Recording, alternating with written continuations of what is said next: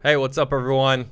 Corey with MileSplit here with the pot stirrer himself, Travis Miller. Let's go. We're MileSplit Live, presented by New Balance. We got our man Trent in the back here. What's up, everyone? Hooking up our Twitter feed and our Facebook. And we're going to get into a great show today. But first, like we've always started the show with some national performers of the week. And last week we had two U.S. #1 performances. Right. On the guy side, Zach Kreft of Buckeye Valley in Ohio went 14-29. Crazy. So he got 2,200 votes. National Performer of the Week. Congrats, Zach. Instead of giving you a T-shirt this week, we're going to give you a free MileSplit subscription. Hello. I mean, all right. The T-shirts, we're running out of them, so that's basically the reason. And Very then cool. on the girls' side, out of Northern High in Pennsylvania, Marley Stars Leiper, the sophomore, won a U.S. #1 time of 16:50. She's your National Performer of the Week as well. So congrats to Marley. Yeah, really exciting. Of course, and that's not the only thing that was going on. We had our prediction contest from Clovis.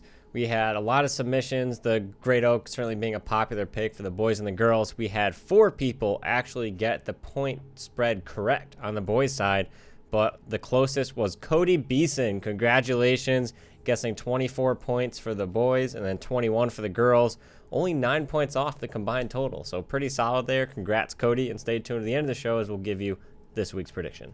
That was a great event, great competition there. We're going to head right into a great interview now with one of the promising teams that's emerging for the first time, out of Georgia, Milton High in Georgia. They're Flow 50 ranked number 11 right now. We're here with head coach Bill Mara, who's coached the program for 5 years. Welcome to our show, Bill. Thank you. So, Bill, to start things off, I want to talk a little bit about Sam Bowers. He's had a really strong offseason here, coming from 33rd at Foot Locker South in 2016, and now he's one of the top runners in the country, making it into the Flow 50 individual rankings. What's been the biggest difference maker in the last year for him? He works very hard during the summer. He mixes his training with mountain biking as well. We always worry about him getting on that mountain bike during the summer, but I believe he spent some time out in Colorado, up in the mountains, doing some mountain biking. So that cross training has really helped. It's been a pleasant surprise. You look at a guy who's come in as a freshman, and he was very good. He's been part of our state team each of the last 3 years. He won the Georgia State individual honors last year, as well as finishing first in the 3,200 in track, and he's just continued to elevate his game year over year. You would have thought that maybe he would have leveled out, but he's come into this year and has just kept improving his performances. Yeah, another big move on the individual side for your team was Nicholas Yannick transferring from Iowa. How has he impacted this group of guys to have another runner, maybe also being able to help push Sam in practice, but maybe give the whole team confidence as well? He certainly has. He's not only elevated Sam, but also many of the other guys around him. Drew Milton, Michael Malkowski, Ryan Beitzel, Cam Harmon, just the whole group of them have all elevated because Nicholas has come in and has really elevated his game, and he came to Milton back in January and started with track, and was just made a big impact right away, and all the guys around him just realized, hey, I've got to really step it up if I'm going to keep my spot on the team. And so we were really excited about having him join us, and we knew that we would have a really good team this fall. And when you look at last year in 2016, Milton was 3rd in the 7A state meet in Georgia, 8th overall when you look at the merge, and so they certainly weren't on the national radar when it came to the preseason rankings. Did you know going into the season how good this team was going to be, or were you a little surprised at how well they ran in those early races? We were actually we're kind of expecting this with the addition of Nicholas. We also have another transfer from Texas, Luke Bonneville, who's a junior. We knew he was running. He had run good times in Texas in the low to mid 16s.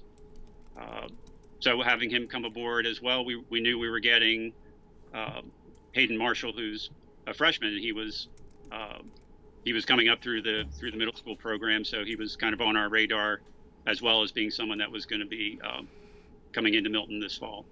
So with them, we've got a lot of upfront strength, and what we're really excited about is that they're running in bunches as well. The team bunch time, as I like to call it, for 1 through 5 is about 30 seconds, and so that's really good. There's not going to be many gaps between our top scorers. And for you guys this season, seeing this meteoric rise you've had all the way up now to 11th in the national rankings, there's a lot of things that certainly changed from the individual aspect in the athletes. But even as a coach, we were talking a little bit before we got started here. You've been there with 5 years, never had a state championship, certainly haven't been to nationals. How are you finding you have to adapt this season to adjust and compensate for the level of athletes and now maybe the expectations that are changing for the Milton program? We've tried not to really change our strategy. We have a good group of coaches. Coach Andy Carr is primarily our training guru. He's been keeping our training program very consistent year over year. He designs our workouts based on basically our top performers, and making adjustments, and then everybody just kind of follows along, does what they can. But we mix in a lot of hill workouts early in the season. We have a great home course, a great training ground on our school property, and that's also been a big benefit to us. And I'm about to ask you a question that we're going to discuss right after this on our show, but we're about to go into wildcard selections. And the Southeast region is really strong this year on the boys' side. So hypothetically, if the region was run today and Milton finished in 3rd place, how would you make the argument for Milton receiving a wildcard bid to nationals? Well, we see the Southeast as being a fertile ground for just a lot of great teams. So I know it's only the top 2 that get the automatic bid from each region, but we look at our overall. We've had a great team average. A couple of our races, we've had a team average below 16, and that's 1 through 5. We have 6 boys that have run under 16 minutes so far, and we're excited about their upcoming 2 meets, especially at our area championship, which is our qualifier for state, where it's run on a really, really fast course, and we hope to get all of our top 7 in under 16 minutes. Awesome, Bill. Thank you so much for joining us. We appreciate your time, and best of luck to you guys this season. Can I ask you one last question, Bill? Sure. How big is Sam Bowers' fan club? He's got a great following within the team, and also just around the school, and just around the community. We had a nice trip up to an overnight trip up to Furman to run a race there this past weekend. We had a lot of parents, and what was really nice was his middle school coach, Matthew Chestnut, was able to come and join us as well. All right, so he's got a lot of fans that obviously vote for him. He's been National Performer of the Week twice now. Yep. So just keeping an eye on that. Yes, not a big surprise. We got the T-shirt from you last week as well. All right. There you go. Well, thank you very much for being on our show. We'll see you soon, okay? Thank you. Take care. Yep. Thanks. All right, so one thing that he didn't talk about was Milton has been open since 1921, and they have not won a state championship in cross country. That's crazy. Isn't it? 1921. Yeah. I mean, and this is a legit year. You almost expect them to win this year. Not only win, but possibly get a bid to NXN. Right, absolutely. And it certainly leads into a discussion here on wild cards. I want to talk about wild cards. It was a hot topic last week. It certainly took off on the internet after I talked about the New York boys teams. But if the regionals, to put it lightly, right, the regionals were run today, we're going to talk about right now who would win the wild card spot to nationals. And so we're not trying to predict end of season today, which teams are running well. And maybe it's because I just talked with Bill, but I don't care. Yeah, don't at me. I'm going with Milton. And they are such an interesting team. I think there's so much going on here. We talked about Yannick's transfer and Luke Bonneville coming out of Texas. But one thing I thought was super interesting is I looked at Great American. I went through and looked at the speed ratings from that event and then put Milton in there based on where their speed ratings and where they would have fallen. Loudoun Valley would come away with the win still, 75 points. Green Hope and Milton tie at 104, with Green Hope winning on the tiebreaker. So those teams are extremely evenly matched, but I think Green Hope has a slightly better pack at the moment. So at regionals, it'd be Loudoun Valley, Green Hope 1-2, but Milton is right there with them. And I think having those two highly ranked top 10 teams going head-to-head at a regional, seeing that from Milton, they would get a really strong consideration for a wild card bid from Georgia, which is insane.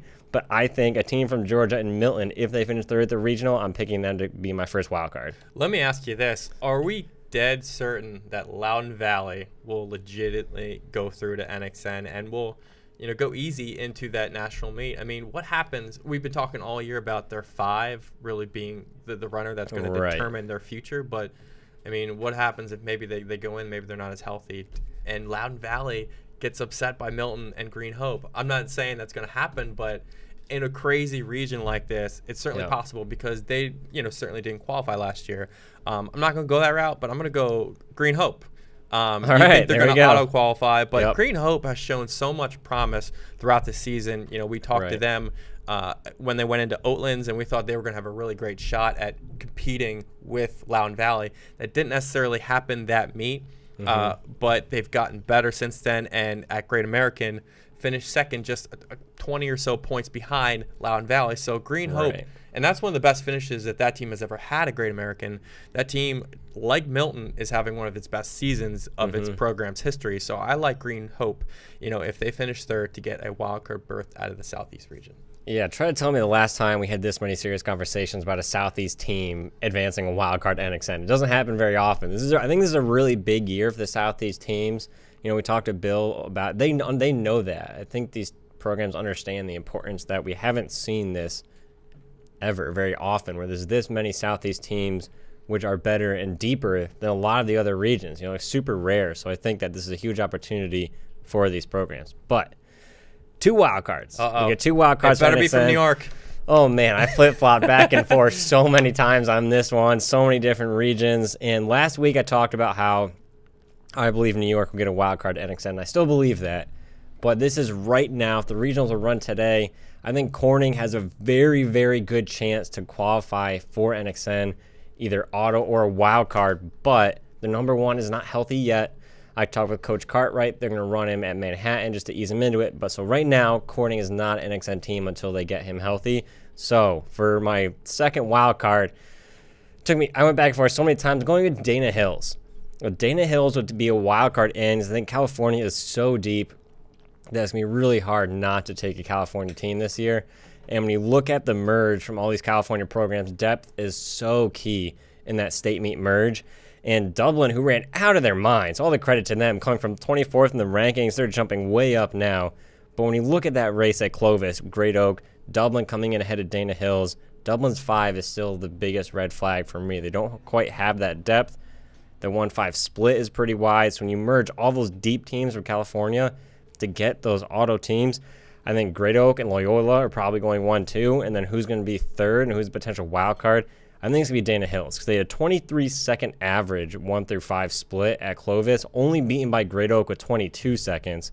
And Dana Hills, I just think they do better in that situation. It's not like all the other regions. They're not going head-to-head like everyone else. It's merging all these deep teams across all these divisions.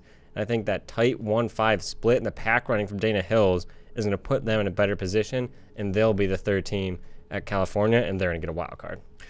Let me ask you one question about speed ratings and how they translate to maybe a Western team in the Northwest or even in California, because speed ratings are often highly cited by us, and they're sort of the standard bearer when we talk about performances. But, do you think necessarily that speed ratings translate to truth over to California or to the South, anything like that? I mean, do you think we should live by them, basically, as we denote some of these great performances and what we feel are going to move on to the next level? I have a lot of respect for speed ratings and what they bring to the table, especially for establishing at least some context as to what everyone's running. Talking with Coach Mara from Milton, having 5 guys average under 16 minutes for a lot of people looking at Team in the South, say, well, I don't know what that means because my New Yorkers running 18 minutes are going to perform better at NXN. But speed ratings put some context to Milton, and they really legitimized that team when we saw how good those performances actually were. And so without speed ratings, it's very difficult to have any sort of comparison beyond looking at these teams on the same courses year to year. So it's very difficult to compare FM to Great Oak or vice versa. So speed ratings, I think, help level the playing field. Should they be the ultimate guideline? I don't think so. And one thing to keep in mind, for those of you who really follow New York MileSplit, Kyle Brazel posts a speed rating merge every week, which is super helpful. But that also is indicative of every athlete having their best performance of that season. So it doesn't take into account any subjective measures on if teams are, how consistent a program is, which is super important. It's only looking at those teams as if every single runner on that team had the best race. And we know how rarely that often happens at NXN. Right. And that's partly why I was not supportive of FM being number one in the rankings. We looked at them because they weren't consistent versus some other teams. But speed ratings, yes, I have a lot of respect for them. I think it gives some real clarity to how programs are running. But ultimately, no, I don't think they should be the ultimate guidelines in cross country, and especially at Nike Cross Nationals in that course in those conditions. It's not a numbers game. The math, it's not a basic math equation to say X plus Y equals an NXN championship. There's a lot of else happening. Yeah, I think there's an argument to be made on the girls' side, too, about speed ratings and what they sort of value. And I could get into that later. But second wild card. My wild card, I'm going to blow up the Southeast again. St. No Xavier. way. St. Xavier out of Louisville. I love that competition in that region. Can we fire this guy? Come on, man. Second at Trinity Valkyrie, right behind Carmel, who's going to grab an automatic Midwest bid, in my opinion. Yep. Great American, they finished second to the best team in the country, Loudoun Valley and Green Hope. That's going to get an automatic bid. So that is sort of, competing behind these awesome teams. That says how well they're competing on their own level, too. And they were first at Greater Louisville, beating Trinity Louisville themselves, which is a great in-state rivalry. I like St. Xavier to go to NXN with an wildcard bid. Jeez Louise. Yeah. Southeast region getting some love, that's for sure. Yeah, you were hating on it earlier in the year, but yeah, absolutely. They run on a really fast course in North Carolina, and I think there's a lot of great things to happen. I'm all in on the Milton bandwagon. But we also have girls to discover. Yes, Obviously wildcards as well. Where are you going with? Man, there's a lot going on. I have to go with Yorkville. I think the Midwest region is super strong this year, as it always is, and the Midwest region has a strong history of sending programs to NXN. They typically get the nod, and Yorkville ran really well, not finishing that far behind Naperville North this past weekend. They have a lot of depth, so I think Yorkville, it's really tough. There's so many strong teams there, but, Centerville is so strong this year. Naperville North is super strong. They just beat Yorkville, but Yorkville's going to be right in the mix. There's not as much depth on the girls' side as maybe we've had in your past, especially out of some states like New York or the Northeast. So I think Yorkville is going to come in. They're going to finish third to those super strong programs, and they're going to get a wild card. Yeah, you look at the Roy Griak, though. You said as it stands now, who would get a wild card bid. They didn't run well at Roy Griak, let's be honest. They were not even in the top three, and they came in as one of the contending teams to win that title. So bouncing right back. I think on a fact of resume, sort of when you look at resumes, that doesn't look well for them. All right. Okay, so no one Yorkville. You cross that one off. Who are you writing in instead? I'm going with Jesuit out of Portland in Oregon. Interesting. So my autos out of the Northwest are Bozeman. They were automatic qualifier last year, and Mountain View and Idaho. So those are our two autos. So I'm going to go with Jesuit. And I've been high on Sunset all year. I thought they were one of the best teams in that Northwest. But Jesuit, under the radar, and I think ultimately this is why they've haven't been speed rated yet, but they have a fantastic team led by McKenna Shoemaker. And if you look at their performance at the Twilight Invitational, their most recent meet, I looked at comparative speed ratings to the Nike Portland meet, and I think if you match them up a little bit, by time, I know it doesn't work like that, they add up, and I think they're really competitive Northwest wise.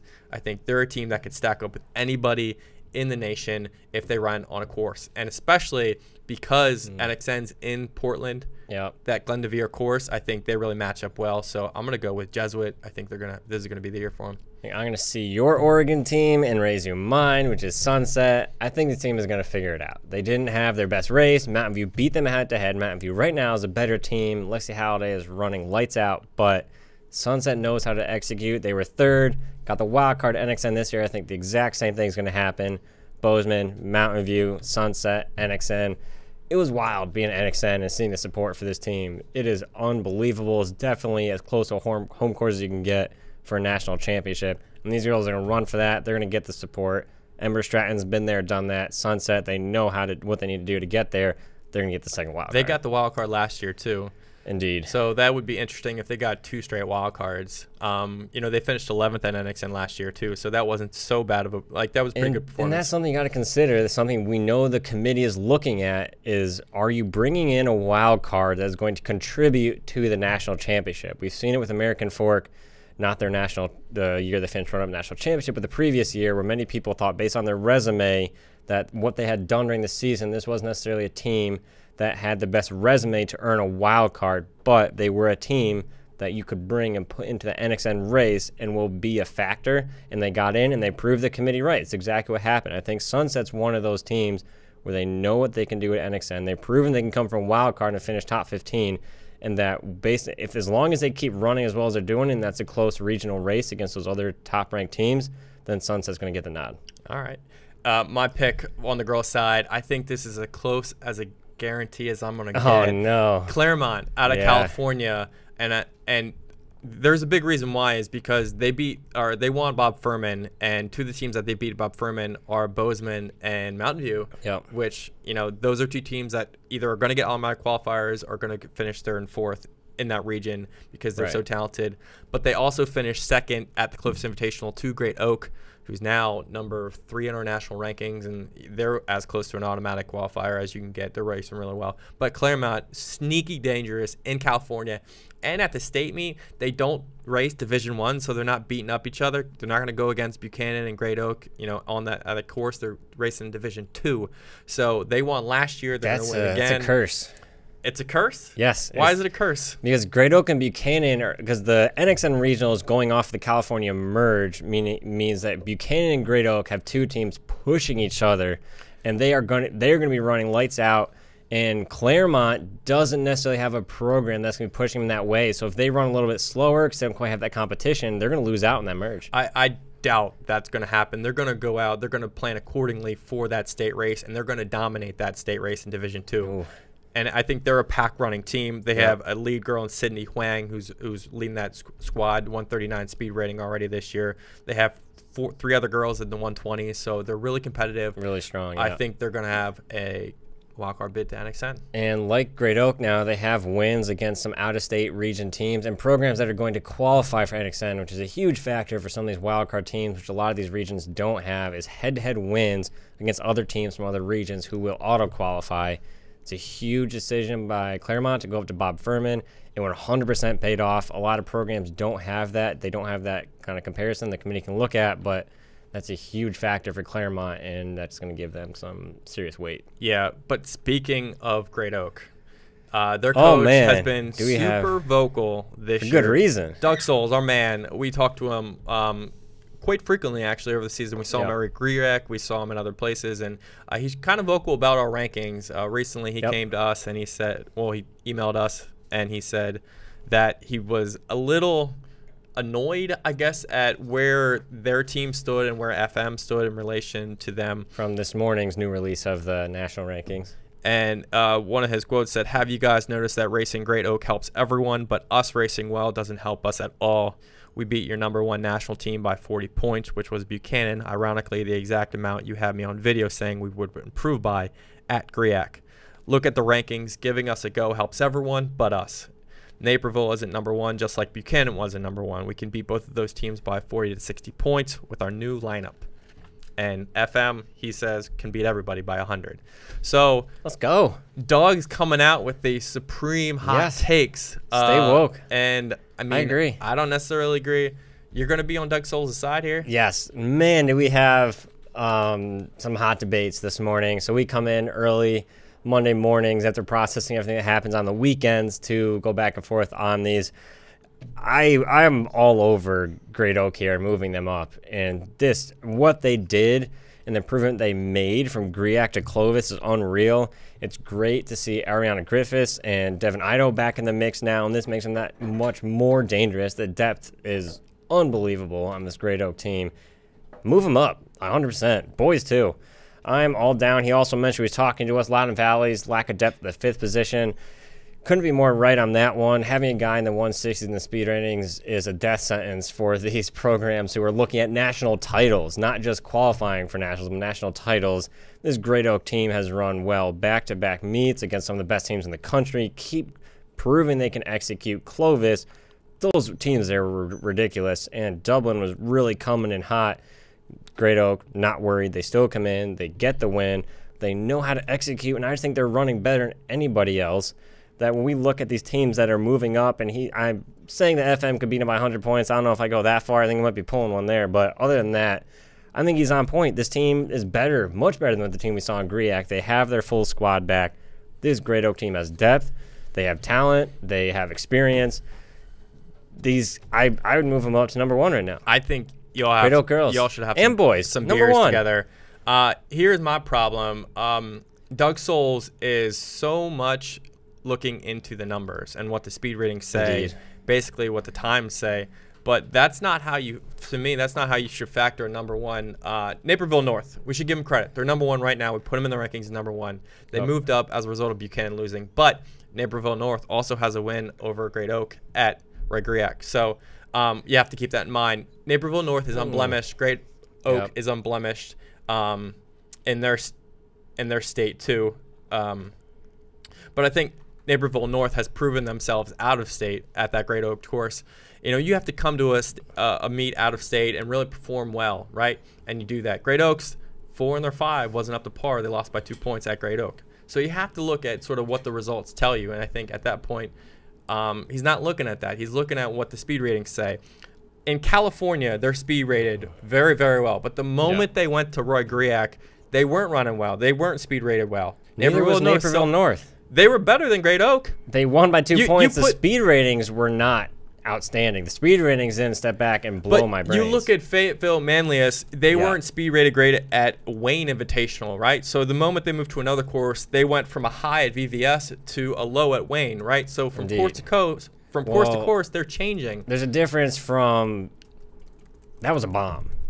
That wasn't not running well. FM, that was a bomb. And that's why I was super supportive of moving them. Great Oak, the speed ratings performances didn't line up. Really tough conditions there that day, but they still executed. They still were right there with Naperville North. To come back, though, and beat all the ranked teams. I mean, Naperville North, you got to give them credit. They ran really well at the Naperville Twilight. It's not like they had a bad race, but Great Oak is running unbelievable. They have their full lineup now, which they did not have at Roy Griak, which is most certainly a win. And to Doug Oak's point, again, I talked about Milton. If you put them into the Great American speed ratings, they would have been tied for second. Great Oak steps into that race with their speed ratings and that Great American merge. They're blowing people out of the water. Loudon Valley is nowhere near them right now. If you look at how they're racing in these events, I think Great Oak is a number 1 team. I disagree entirely. And this is probably the hottest take I've ever had on the show today. Here we go. Come on. Great Oak is not better than Buchanan. I think they're at this level. They are balanced. They're equal. Oh. If they went up against each other 10 times, it's Buchanan 5, it's Great Oak 5. Because you look at what happened at Woodbridge and you look at what happened at Clovis, Great Oak's number 5 is the same, right? She just ran better at Clovis. And Buchanan didn't run well with their 4 and 5. So on any given day, I think it changes, right? Buchanan is not any worse than they were at Woodbridge. They had a subpar race at Clovis. Great Oak thinks they're better because they had a great race, and they're taking advantage of the performances. They're full team now. But the reality is it's not the case. I'm sorry, Doug, but you're not that much better than you were before. You're the same Great Oak team. Didn't have the same runners. Those athletes were still... Their number 5 from Woodbridge was the same as it was at Clovis. They had Devin Eider, but she was their number 6 runner at Clovis. She didn't run really well, but they have her. They have her on sort of demand there at number 6. Yeah. But it's a different lineup, but it wasn't any better at Clovis. They still had the same top 5. Ido and Griffiths, I think, potentially could be their new number 5s. Even if they aren't, if they're 6 and 7, or if Ido and Griffiths are still displacing Buchanan's 5, then that's still a win for Great Oak. So I think that depth, and especially if we know that Buchanan loses 1, it's out of the question they may no longer be an NXN team. Great Oak can just keep filtering people in. Right. And they have the 7 they didn't have at Woodbridge. Buchanan has less room for error. I know that, but at this point, I do not give them any less of a chance than Great Oak has. I think at this point they are so... Chance to qualify for NXN or to win NXN? No, to be... Chance of what? I don't give them because they finished third at Clovis, I don't think they're any less talented than they were yesterday or 3 weeks ago or 4 weeks ago, right? I believe that they have the 3 best starters possibly in the nation. And I think once they get that 4 and 5 figured out, FM might have you on that one. I don't know. Look at the numbers.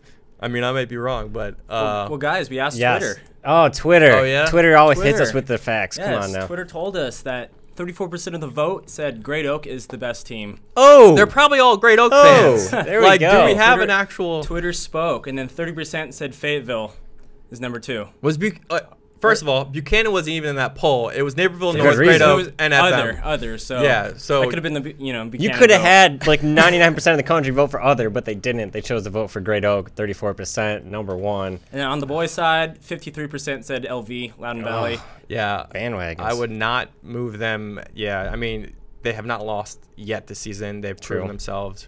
I did sort of raise the idea that if maybe they weren't 100% healthy at the end of the season, something could happen. But And they still haven't figured out what's going on with their 5th runner, and if that gap is going to close, they certainly right now are running the best 1 through 4 out of anyone else in the country. That is undeniable. But 4 runners doesn't win you a national championship. You got to have that 5th, and it's not there. And that gap at Great American to Green Hope wasn't that far. No. Especially from when Green Hope was, they say they were sick, and when they got beat early in their season, they're progressing now.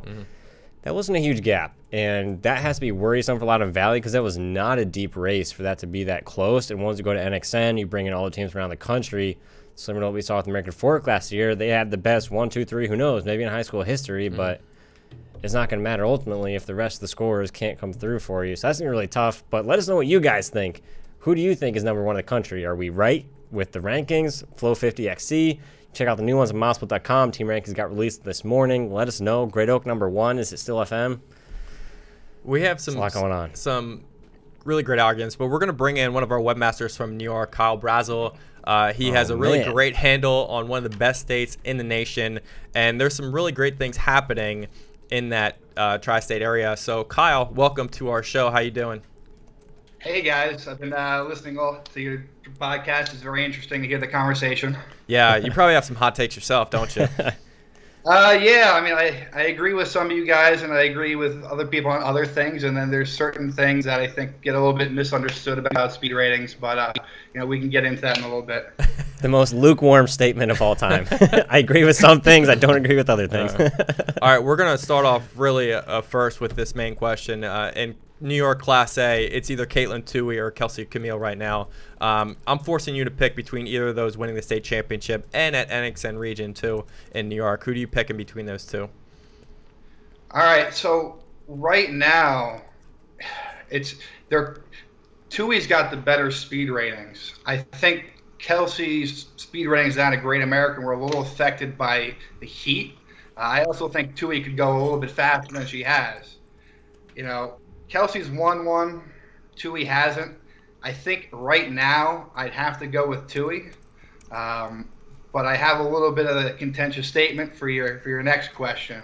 Yes. I actually think if Toohey goes the Foot Locker route, I think she can stack up quite nicely next to Claudia Lane, and she can come away with a win there. And then Kelsey, she's been top 5 2 years in a row in NXN. I think she can win NXN. I think New York can win both this year. It's a very good shot if they go that direction. She got to win a region first. She lost to Catherine Lee last year. Speaking of which, what has happened to Catherine Lee?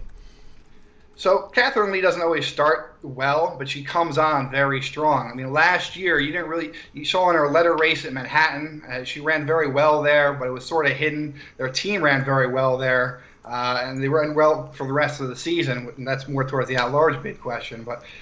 She doesn't really come on until late in the season. We have a lot of runners who are not in that Class A that can make a big statement when you merge them all together, either federations or regionals.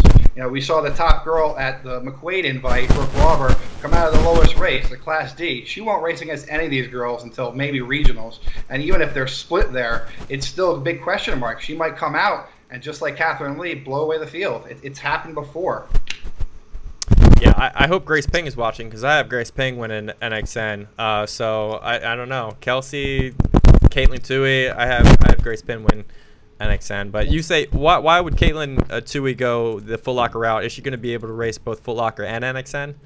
Yeah, I think last year she went to NXN because her team was in contention. They had gone the year before, and they were in contention. They actually looked very strong. They didn't end up getting an at-large bid. They finished outside the qualification standard, and she went and she ran well at NXN. So if she goes there, she could be, quite strong. Without a team behind her this year, I think that opens the possibility for Foot Locker. I think she can hit that Bowden Park course for federations.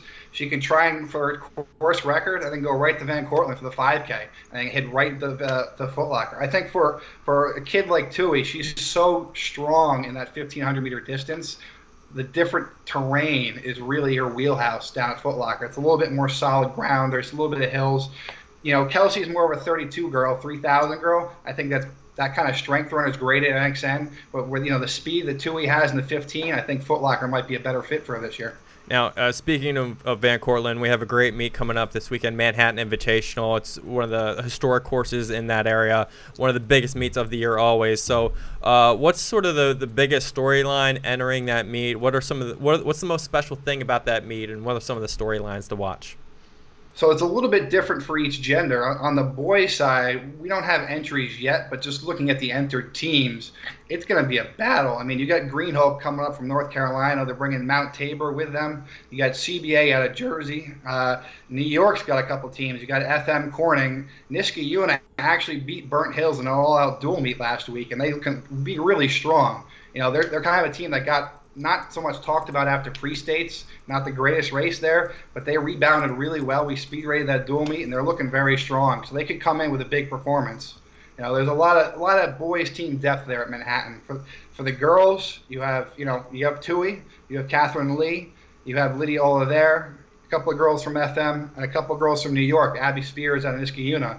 So I think that individual race could be really strong. If you look at the speed ratings and apply them to Manhattan, if Tui is running anywhere near 160, she could run 13:30, which is almost unheard of. When the course record, only 3 girls are under 14 in the past 50 years.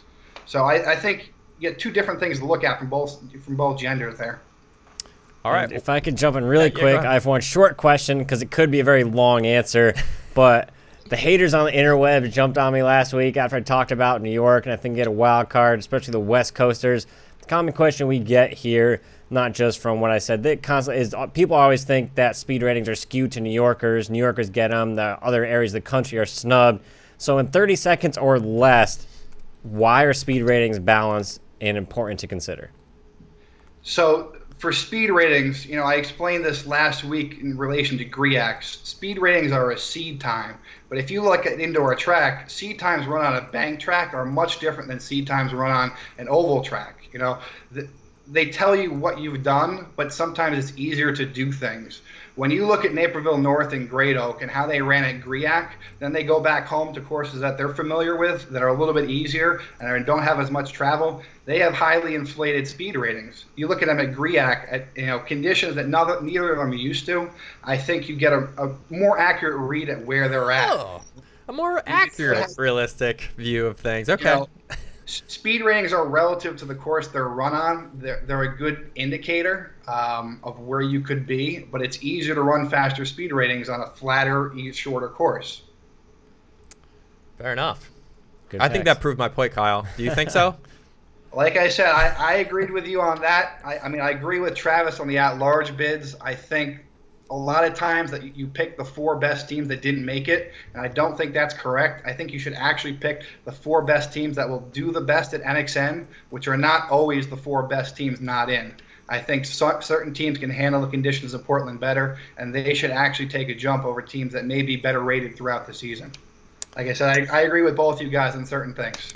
Well, Kyle, thank you so much for the insight. Good luck at Manhattan this weekend. You'll have a fun time with a bunch of our coverage there. So take care and be safe. Should be a loaded race. See you there. Thanks, Kyle. All right, see ya. Yeah, I know. I think he adds, again, some interesting insight there into NXN and the regionals and the wild card process. It is very subjective. Of course, the committee is not 100% transparent in how they're choosing those teams, but we should put the teams with the best opportunity to perform well in that race in that race. We've seen it many, many times where teams auto-qualify just aren't a factor, but American Fork came in a couple years ago and really shocked a lot of people because they were a team that was going to perform well at NXN, and ultimately we want the best championship possible. From our perspective, looking in at it, to all the fans and everyone out there, you want the most exciting race you can possibly get, so you want to get the best teams there. So if these wild cards, I agree with what Kyle mentioned here. Let the teams that perform best in those conditions race that meet. In some ways, that could be skewed based on the teams that are more ready to run in conditions, like those that are out in the Northwest, though. So maybe they might skew more towards Western or Midwestern teams. So East Coast could feel a little snubbed in some ways if that did happen, I feel like, because, how many chances and opportunities do they have to race out West? So it's an interesting debate. Yeah. I mean, there's no given answer, and ultimately committee decides that. So yes. For those of you watching, whether it's live on Facebook or online, let us know what you think. We've talked about our picks for wild cards. Want to know what your thoughts are on teams that would make it. Feel free to share them either live or after the fact. We'll have these videos up on the site. So let us know how correct you think I am as always, but also curious to hear what you guys think. We got a question on Twitter here. Oh, here we go. We got at Sandlot Giant 2, Spencer Schwartz. He's asking, what do you guys think about St. Francis Mountain View from this past Clovis invite race? That's the California team, yeah, right? that was like under the radar. Yeah, California, and the reason why when I was making my picks, I was flip-flopping back and forth so much is originally I was actually thinking about going to Nequa Valley. Shout out Tony Jones out there in MileSplit, Illinois. But the California teams are just so strong this year, and my gut instinct was maybe it'll be Dublin, but when you look at just then I forgot about Loyola because they didn't race at Clovis. I'm like, all the good teams raced there. Like, no, Loyola wasn't even in the mix. Right. It's so ridiculously deep this season that St. Francis came out of nowhere, as Trent said. That's a very good. We even considered them crazy today in the top 25. I think toward the end of that sort of rankings because they had such a great performance. And it's like we determine our teams based on what you've done, the past week, the past 2 weeks, and a lot of how you perform in recent weeks determines how you ultimately get ranked by us. Yeah. So and they were just points off of Dana Hills in that race. Dana Hills came in as one of the top preseason teams. They're still in the mix.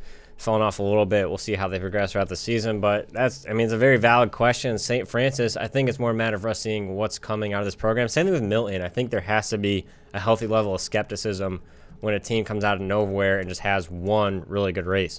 Milton, they weren't even anywhere near our radar in the preseason, and now they're in the top 10 in the country because they've proven it week after week. The speed ratings check out, so you have that benchmark. And so for some of these California teams that come out with Clovis, similar to what Kyle said, it's easy to run fast on courses that you run every year and really well. Let's see how they develop, and potentially this is a team that may rise up in the rankings because they are super strong 1 through 4.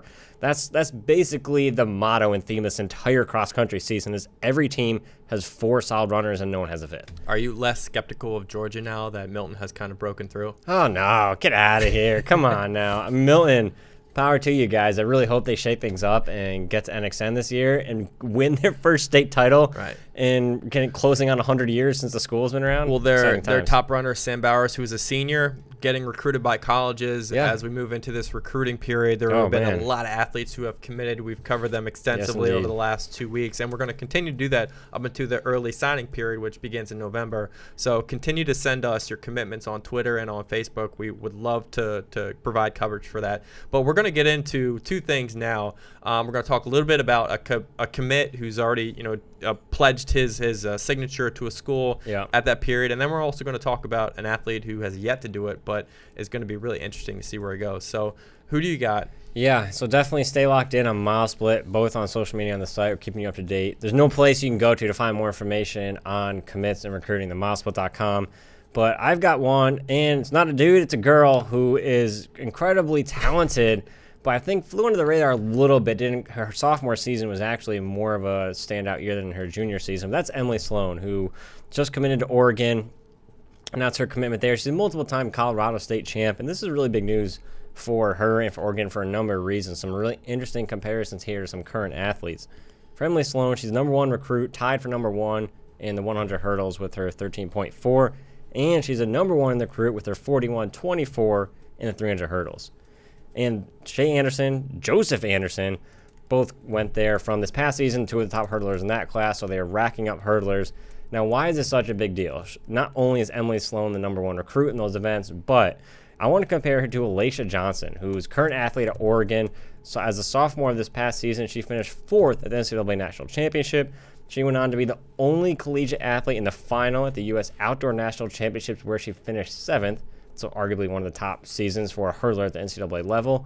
Was in the 100 hurdles. Alacia Johnson, coming out of high school, was a good recruit, multiple-time Texas State champion. She was a 2013 Gatorade Texas Athlete of the Year. So very talented, but not necessarily at the elite level. But right now, as a sophomore, she's finishing top 4 in NCAA National Championship. We know she's good. So where are the comparisons here? What was Alacia Johnson's 300 hurdle PR in high school?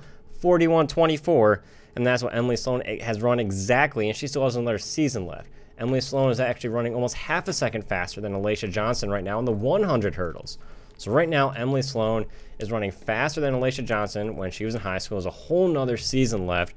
Alacia Johnson has been developing really well. Sasha Wallace also running really well for Oregon. Shea Anderson's there. Oregon has a proven track record of developing hurdlers.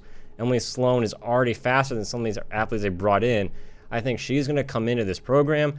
They're going to know exactly how to bring her along, and we're going to see her at NCAA Finals very soon. So keep your eyes out for Emily Sloan, who just announced her commitment to Oregon. I mean, Oregon continues to be stacked. What's new? Yeah, unbelievable. And I think one lesson for athletes to keep in mind, you can be one of the greatest athletes to come out of your state and in the nation in terms of times, but you aren't always what your times indicate. You look at Fred Curley when he came out of high school in Texas. Right. He was running the 400 in like 48 seconds. And now, before he became pro, he was running in the 44s for Texas A&M. So he became a much better athlete once he got to college. So there's always improvement there. But I'm going to talk about another quarter miler, Jamal Walton out of Miramar High in Florida. He ran the second fastest 400-meter time ever recorded for a prep athlete at the Pan Am American Junior Games, 44.99. He is not committed yet. He's a senior, plays football for Miramar, so he's enjoying his fall a little bit more. He's not sort of concentrating solely on track. Why he's interesting to get for anybody is because he's the most talented 400-meter runner in the country right now, but he also runs a 20.57 200-meter dash.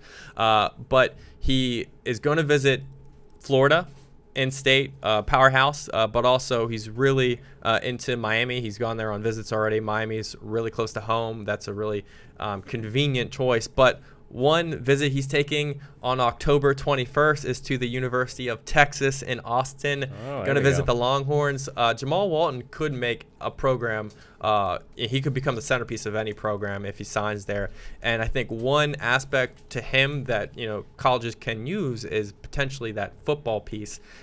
He plays strong safety, and he's a kick returner, and he loves football. So potentially, if he joins, a college program, maybe they'll give him a chance to play football. And Texas obviously loves football. So inconsistency with him. Some athletes you pop off one fast time, and then a year or 2 years later, you can't get back to that fast time. He didn't just break 45. He did it again. This is a guy who's been there. He just keeps getting faster and faster and improving. He doesn't just have one good race. So really interesting recruit. He was your Brooks PR winner too. I mean, he came in with a loaded field and he won that field like we thought he would. So Jamal Walton's going to be a really great get.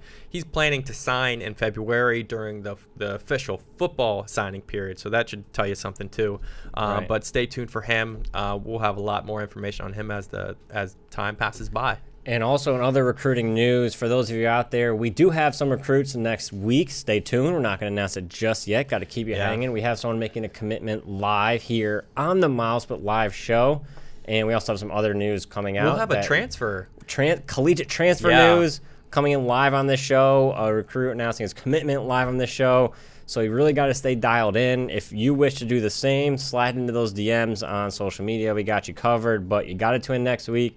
Stay tuned to social media. We'll tease out what's going on a little bit later on, but big recruiting news on the way. Yeah, we hope you enjoyed the show today. We got into a lot of material.